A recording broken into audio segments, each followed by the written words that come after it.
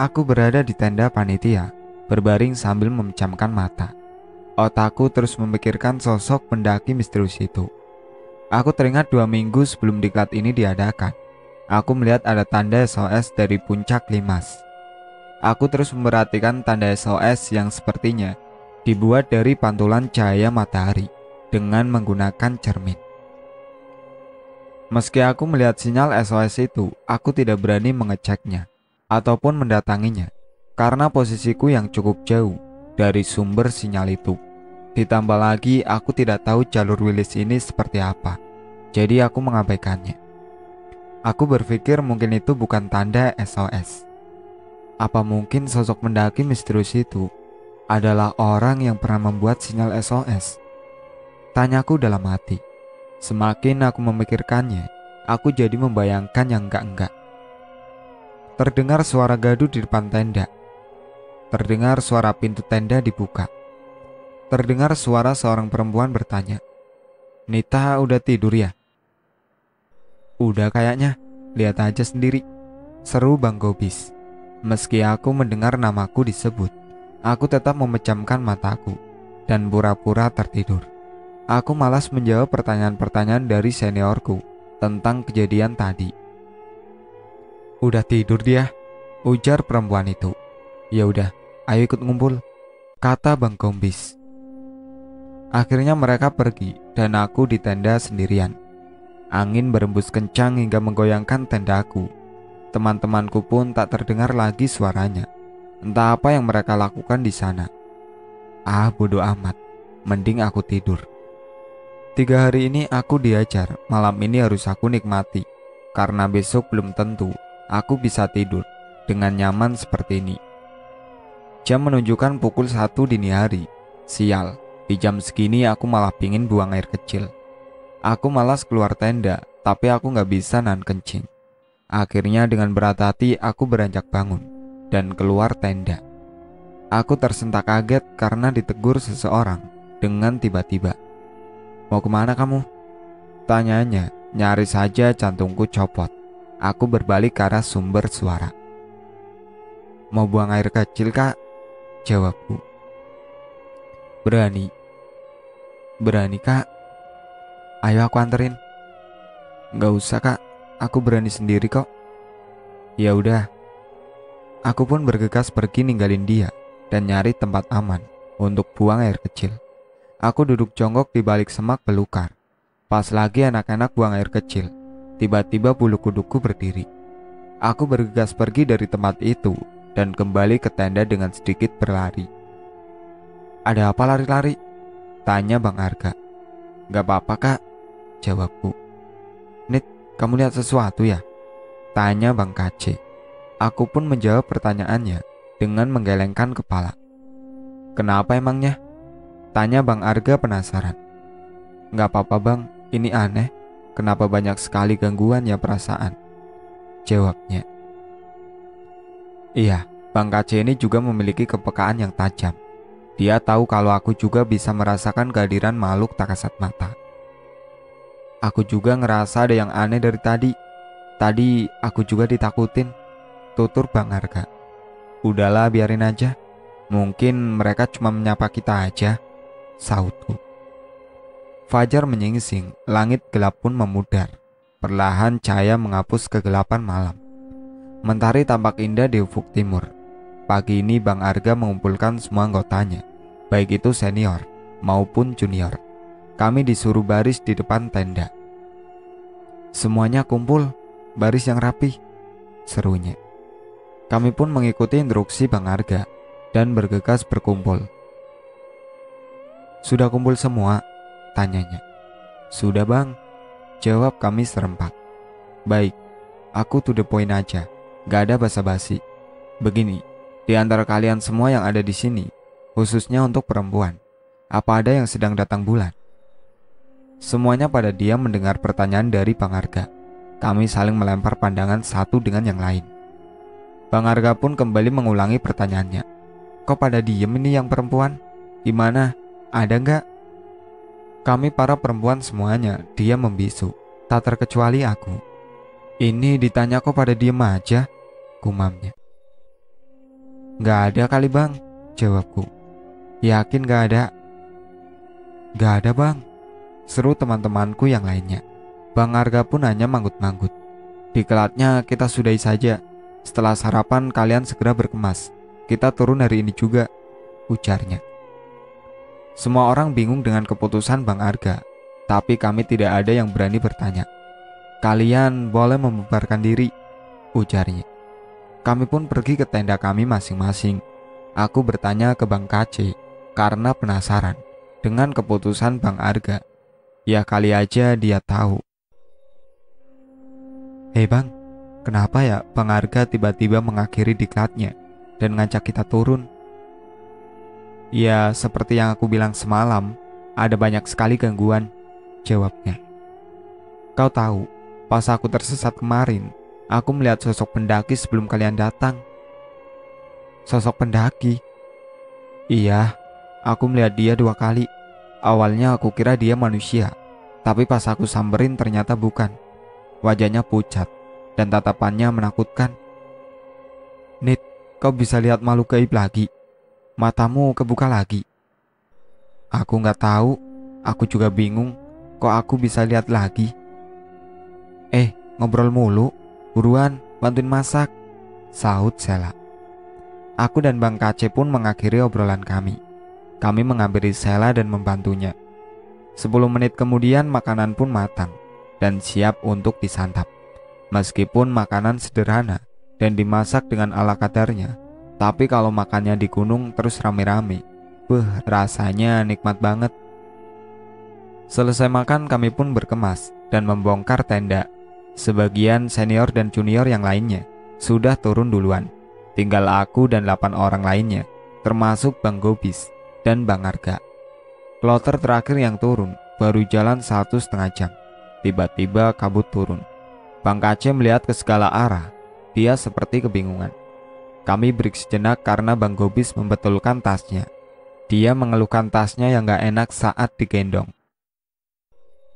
Saat aku duduk dan Sela berdiri sambil membelakangiku, aku melihat celananya ada bercak darah.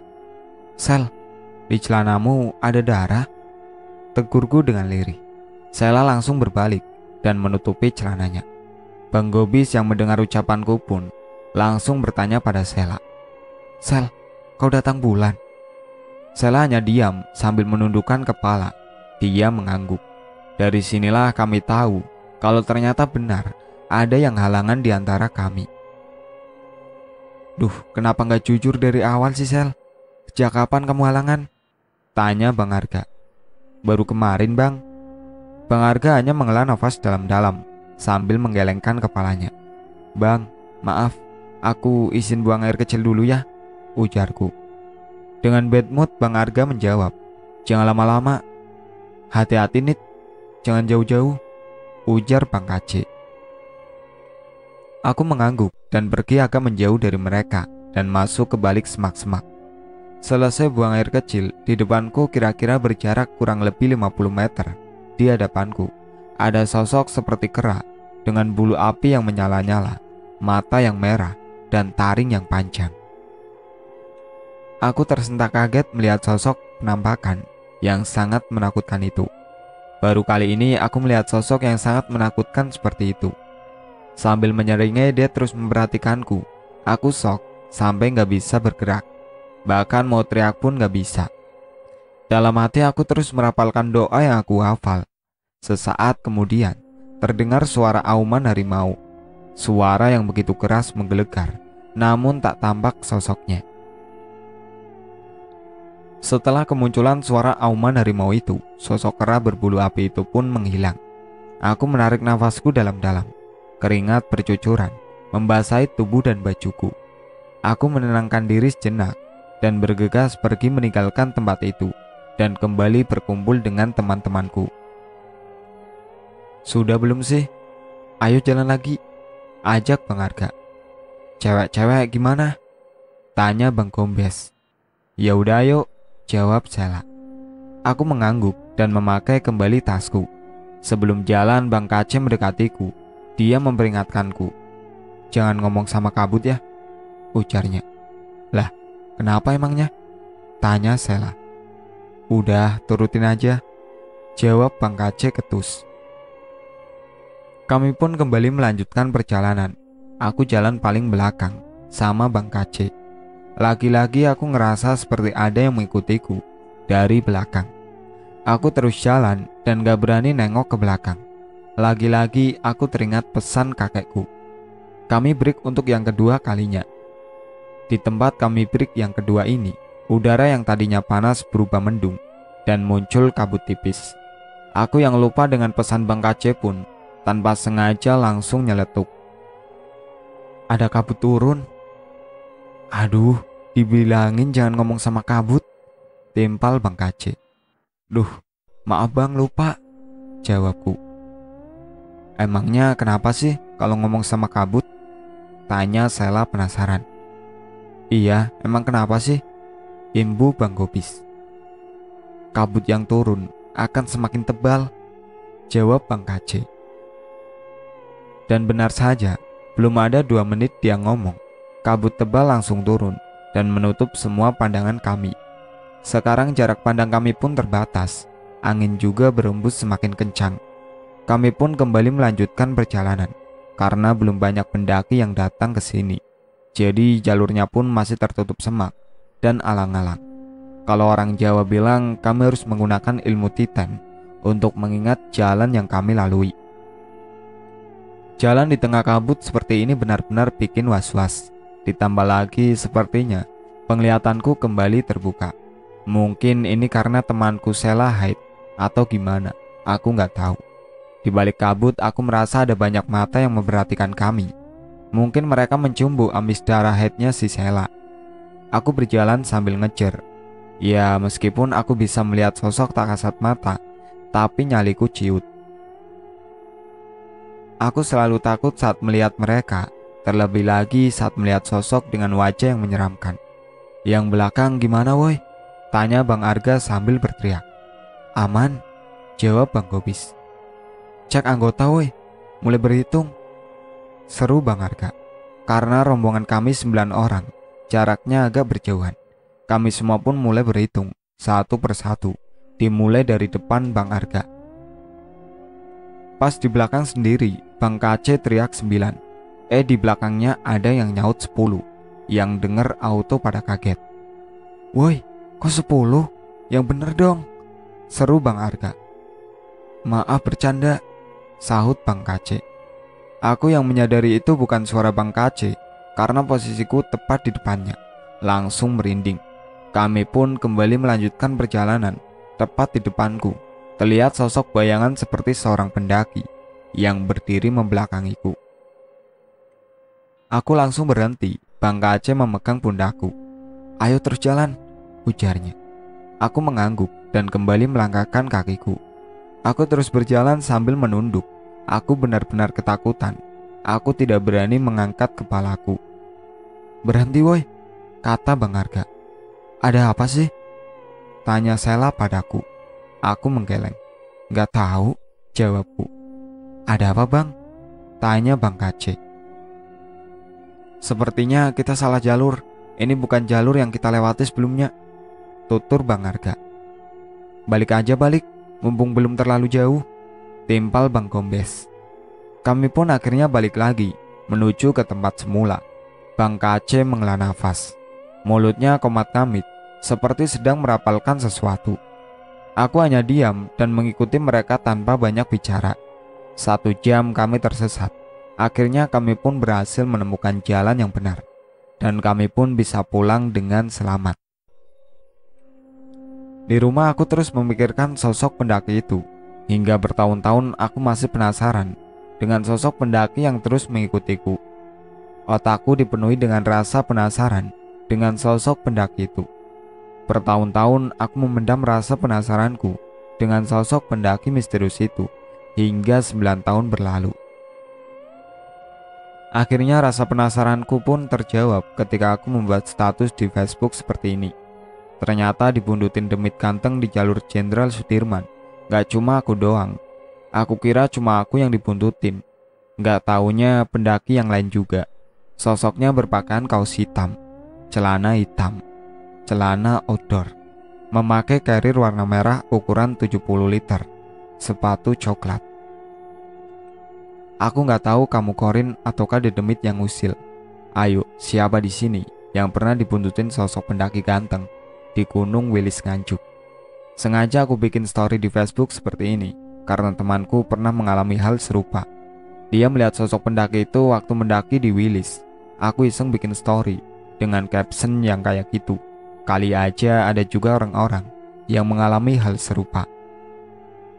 Benar saja, storyku langsung dikomen sama beberapa orang yang pernah mengalami hal ganjil saat melakukan pendakian di Wilis.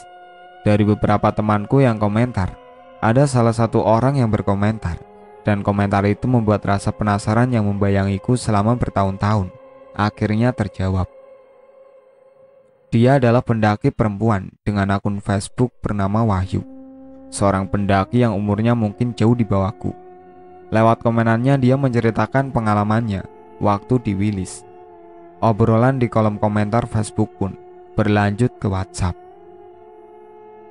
Aku lega setelah berbagi cerita dengannya.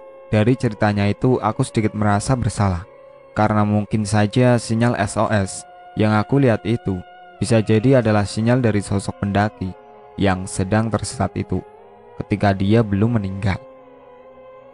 Sudut pandang Wahyu. Jadi waktu itu sekitar tahun 2015, aku berdua bersama dengan kakakku berangkat ke kota Kediri. Waktu itu kebetulan sekolahku libur panjang, dan kakakku bersama teman kuliahnya akan melakukan ekspedisi menyusuri Gunung Wilis. Kami berangkat Sabtu pagi, naik bus. Sesampainya di terminal Kediri, kami langsung dijemput oleh 4 orang teman kakakku. Siang itu juga kami menuju ke desa Besuki. Sebelum melakukan pendakian, kami hampir ke air terjun, lalu menginap semalam di rumah kerabat temannya kakakku. Minggu pagi, kami belanja logistik dan menyiapkan semua peralatan dan perlengkapan pendakian. Di tim ini hanya aku sendiri yang perempuan, bahkan yang paling muda, karena Gunung Wilis ini gunung yang masih sangat perawan dan belum banyak dijamah oleh pendaki. Ditambah lagi kami akan melakukan ekspedisi. Kami berencana naik via Kediri, turun via Madiun kalau seandainya bisa. Jadi kami pun melakukan persiapan yang sangat matang. Sebenarnya bukan kami, tapi mereka. Karena aku gak ikut menyiapkan segala sesuatu. Aku hanya mengikuti kakakku. Pokoknya aku hanya pasrah ngekor aja sama mereka. Dan semua kebutuhanku sudah dipersiapkan oleh kakakku. Ya waktu itu aku belum paham mengenai pendakian. Aku cuma tahu jalan menuju ke puncak, udah gitu aja. Mengenai perlengkapan dan peralatan, juga safety, aku sama sekali gak paham. Setelah semuanya dipersiapkan dengan matang, peralatan, perlengkapan, dan juga logistik yang mungkin cukup untuk beberapa hari, kami pun mulai melakukan pendakian kami menuju ke desa Duhu. Kami juga membawa parang untuk berjaga-jaga. Siapa tahu gak ada jalur, jadi kami harus membuat jalur sendiri dengan menebas semak belukar yang menghalangi jalan kami. Aku membawa tas berukuran 40 liter. Tasku hanya diisi makanan oleh kakakku. Sementara jaket, kantong tidur, dan yang lainnya dibawa olehnya. Udah pada siap belum? Tanya Bang Fitra. Udah semua, jawab kakakku. Ya udah, ayo ngumpul, kita berdoa dulu. Kami pun beranjak berdiri dan berkumpul membentuk lingkaran. Sebelum kita melakukan pendakian, mari kita berdoa sesuai dengan keyakinan dan kepercayaan masing-masing, agar perjalanan yang kita lakukan ini berjalan dengan lancar, tanpa halangan sedikit pun. Berdoa dimulai. Seru Bang Fitra sebagai leader. Kami semua menundukkan kepala dan suasana hening untuk sesaat.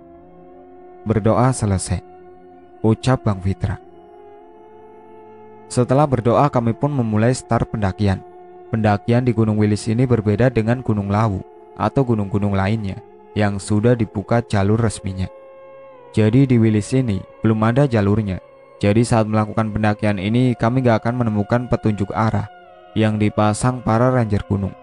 Kami juga tidak perlu mengurus perizinan pendakian. Setelah melewati jalan beraspal, jalur pun berlanjut ke jalan setapak yang sedikit menanjak, namun cukup bikin engap. Kami terus menyusuri jalan setapak. Jalan ini membawa kami masuk ke sebuah hutan yang masih cukup lebat. Di hutan ini juga banyak sekali pacetnya. "Mas, kakiku digigit pacet," ujarku. "Diam ya, jangan bergerak," tutur kakakku. Aku menganggukkan kepala. Kakakku jongkok memegangi kakiku. Dia mengeluarkan korek api dan menyalakannya, lalu mendekatkan api itu ke tubuh pacet. Beberapa saat kemudian pacet itu melepaskan gigitannya. Darah segar langsung mengalir di bekas gigitan pacet. Kakakku membersihkan darahnya. Ia mengoleskan minyak kayu putih pada lukaku biar gak gatal. Kakakku mengeluarkan sesuatu dari tasnya. "Pakai gaiters, Bu," ujarnya sambil memasang gaiters di kakiku. Di hutan ini sangat lembab sekali, bahkan cahaya matahari pun gak bisa masuk karena terhalang daun yang lebat. Karena di sini hampir gak pernah dilewati pendaki, jadi semak belukar yang tinggi menutupi jalur. "Parang woi," ujar Bang Fitra. Bang Satria memberikan parang yang dia selempetin di samping tasnya. Bang Fitra pun meraih parang itu dan membabat semak belukar yang menghadang jalan kami. Sementara Bang Fitra membersihkan semak, kami berlima diam menunggu. "Capek, Bu?" tanya kakakku. Aku menggelengkan kepala. "Enggak," jawabku. "Kalau capek ngomong ya, jangan diem aja. Kalau kamu diem aja kita jalan terus," sambung Bang Rizal. Sambil tersenyum aku pun mengangguk. Semak belukar yang menghalangi jalan pun sudah dibersihkan. Kami pun kembali melanjutkan perjalanan. Sampailah kami di area yang tidak terlalu luas. Kami pun break di sini, melepas lelah dan menormalkan detak jantung. "Mas, minta minum," pintaku. Kakakku pun memberiku sebotol air minum. Kami break di sini cukup lama. "Kadek, masak gak mateng-mateng sih? Udah lapar banget ini," keluh Bang Fitra. "Tahu tuh lama banget. Wah, jangan-jangan sengaja ini dilama-lamain," sahut kakakku. "Wah, jahit Susilo, kompor banget loh. Udah lu aja yang masak kalau gitu sus," sangga Bang Kadek. "Oloh, gitu aja ngambek. Cium nih lama-lama kalau ngambekan," jawab kakakku sambil ketawa. "Jijik kali aku, mending dicium sama adikmu daripada lo yang nyium," protesnya. "Wah, adu otot dulu kalau itu mah," jawab kakakku sambil nunjukin lengan kerempengnya. Seketika semua tertawa. Kelakar mereka berdua mencairkan suasana. Beberapa saat kemudian makanan kami pun datang. Tak perlu nunggu lama, kami pun segera menyantap makanan yang masih panas itu. Selesai makan, kami packing dan melanjutkan perjalanan. Sekarang kami melintasi punggungan dengan jalan yang lebarnya tak lebih dari pematang sawah. Di sebelah kiri jurang, sedangkan di sebelah kanannya tebing. Duh, pas lewat sini merinding banget. Treknya benar-benar memacu adrenalin. Gak kebayang kalau kepleset atau tertiup angin kencang. Auto wassalam. "Pelan-pelan, Bu, perhatikan langkahmu," ujar kakakku. "Iya mas, duh aku merinding," keluhku. "Gak apa-apa, aku pegangin. Jangan meleng, terus perhatikan jalannya," terangnya. Jawabku. Saat berjalan di atas bukit ini, aku bisa mendengar suara gemuruh seperti suara air terjun. Setelah menyusuri punggung tebing yang astagfirullah ini, kami pun tiba di area tanah datar yang luas. Kira-kira cukup untuk menampung kurang lebih 5 tenda, kapasitas 4. Dari tanah lapang ini kami pun berlanjut. Trek yang kami lalui pun menurun.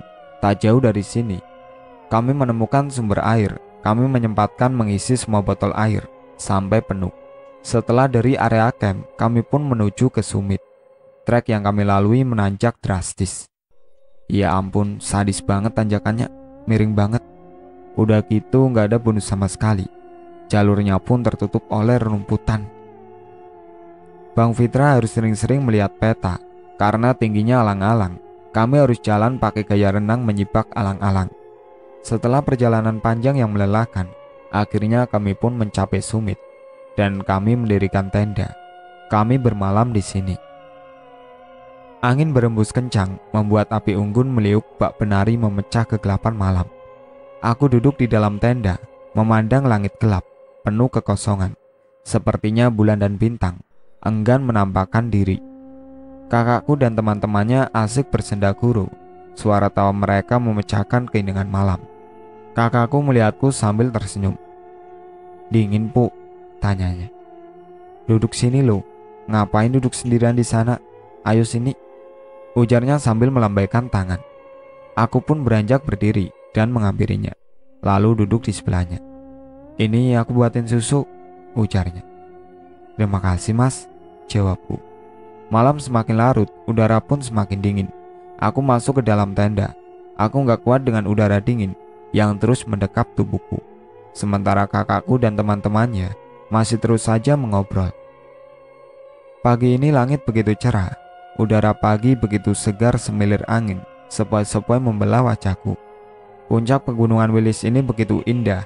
Sejauh mata memandang banyak deretan bukit yang berjajar, ditambah awan putih yang mempercantik deretan perbukitan ini.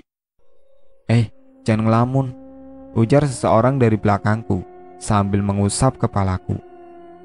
Aku sedikit terkejut dan segera menoleh padanya.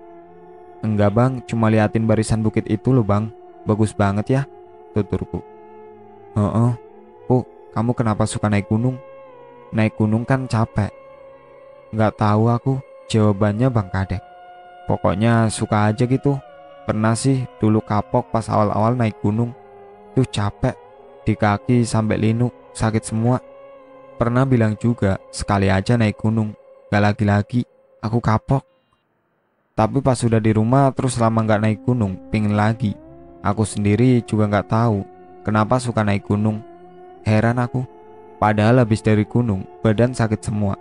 Kalau Bang Kadek sendiri kenapa suka naik gunung?" "Kalau gue suka naik gunung soalnya gue nyari capek aja," jawabnya sambil terkekeh. Alah," cibirku. "Kakakmu kemana, Pu?" "Nggak tahu, pipis kali." "Kesana yuk, jangan berdiri sendiri sambil melamun, kesambet nanti kau." "Nggak melamun aku," protesku. "Ya udahlah, yang penting ayo kesana, kita sarapan." Aku menganggukkan kepalaku dan berjalan di belakang Bang Kadek, berkumpul dengan teman-teman yang lain. Beberapa saat kemudian kakakku datang. Entah dia dari mana. "Dari mana lu?" tanya Bang Kadek. "Habis boker," jawab kakakku. "Buruan masak, kelayapan mulu jadi koki," sahut Fitra. "Udah, itu loh di dalam tenda. Kau bangun-bangun langsung ngomel. Kita udah kemana-mana dia baru bangun," gerutu kakakku. "Susilo lo rajin," tutur Bang Rizal. "Yoi, Nadia aja tahu. Lo emang sahabat terbaikku. Sini peluk," ujar kakakku sambil memegang lengan Bang Rizal. "Ih, cici," celetuk Bang Rizal sambil mengepalkan tangannya. "Meluk, gue tampol." "Kau itu sus, meluk kok cowok. Gak takut sakit apa dadamu?" tanya Bang Kadek sambil tertawa. Udah, jangan dibully. Nanti dia ngambek lompat ke jurang." "Makan yuk, lapar aku," ajaknya. "Iya yuk, kita ambilin makanannya di dalam tenda," tutur Bang Kadek. Kami pun sarapan. Selesai sarapan kami bersantai sejenak. Sebelum akhirnya kami kembali melanjutkan perjalanan. Entah sekarang kami menuju kemana, aku gak tahu. Yang jelas kami menuruni bukit. Hari kedua, langit sedikit gak bersahabat. Dari jam 10 pagi matahari sudah menyembunyikan diri di balik awan mendung. Kabut tipis mengiringi langkah kaki kami. "Sepertinya mulai turun hujan," ujar kakakku sambil mengamati langit.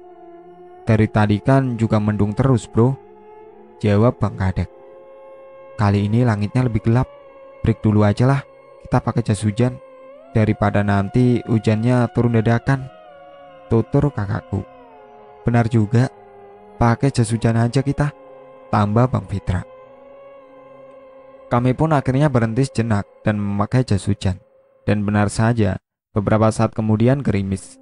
Kami terus berjalan di bawah guyuran hujan gerimis. Trek yang kami lalui semakin lama, semakin berat saja. Kami melipir bukit dengan berjalan sambil terus menyibak ilalang yang tingginya melebihi tinggi badanku. Aduh, Kalau berhenti jangan dadakan dong, protes Bang Rizal. Karena Bang Fitra berhenti mendadak, yang belakang pun gak sempat ngerem, auto nabrak. Aku celengak-celenguk mencari tahu apa yang sedang terjadi. Kenapa mas? Tanyaku. Kakakku menggelengkan kepala. Kenapa weh? Tanyanya. Ada kotoran binatang, jawab Bang Fitra. Oh, kirain apaan? Sahut kakakku. Jangan-jangan itu kotoran macan, sahut Bang Kadek. Kami semua pun mengamati kotoran hewan itu. Kalau dilihat dari wujudnya, sepertinya itu kotoran udah lama, karena udah mengering. Bentuknya seperti kotoran kucing. Setelah mengamati kotoran itu, kami pun lanjut jalan lagi. Gerimis pun semakin deras. Kami harus ekstra berhati-hati, karena jalur yang kami lalui sedikit berbahaya. Kami terus berjalan di bawah guyuran hujan. Mau berhenti untuk mendirikan tenda, tempatnya tidak memungkinkan. Saat berada di punggungan, tiba-tiba petir menyambar batu besar. Suara petir itu terdengar keras menggelegar. Kami semua tersentak kaget.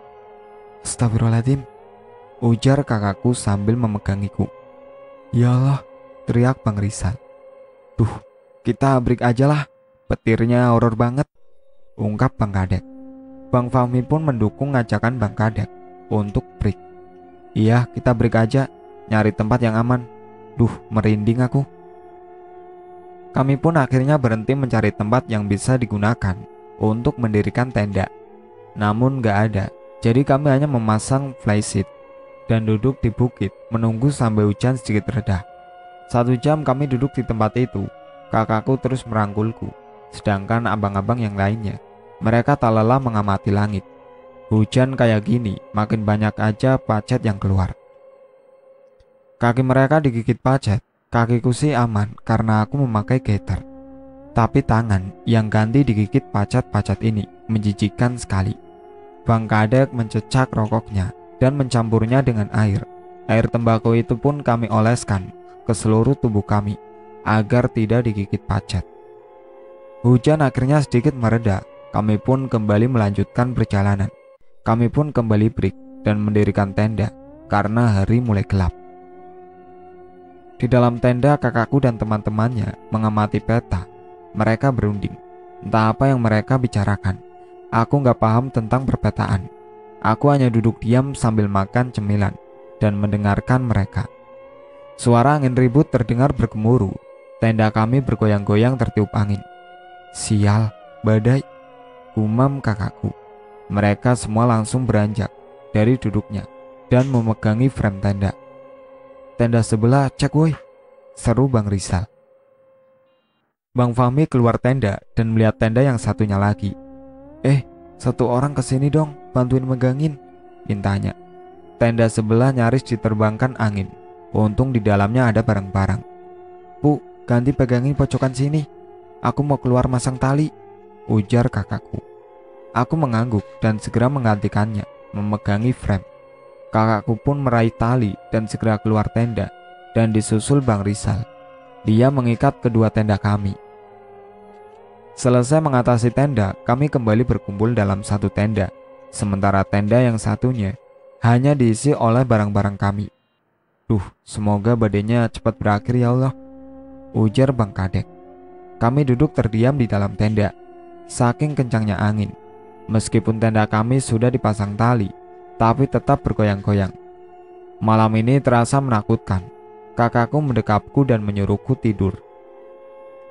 Saat aku berbaring, samar-samar aku mendengar suara cekikan kuntilanak dan langsung memperhatikan baik-baik suara itu. Mas, dengar suara cekikan gak? Tanyaku. Mendengar ucapanku, mereka semua menunjukkan ekspresi yang biasa aja. Jangan ngomong yang aneh-aneh, buruan tidur. Besok jalan jauh lagi, jawabnya. Udah pu, tidur, itu suara angin, gak usah mikir yang aneh-aneh, ujar Bang Fitra. Aku pun terdiam dan gak mendebat mereka. Aku memejamkan mataku. Mungkin emang aku salah dengar, gumamku. Sampai di sini dulu ceritanya. Nantikan cerita kelanjutannya. Sekian dari saya. Wassalamualaikum warahmatullahi wabarakatuh.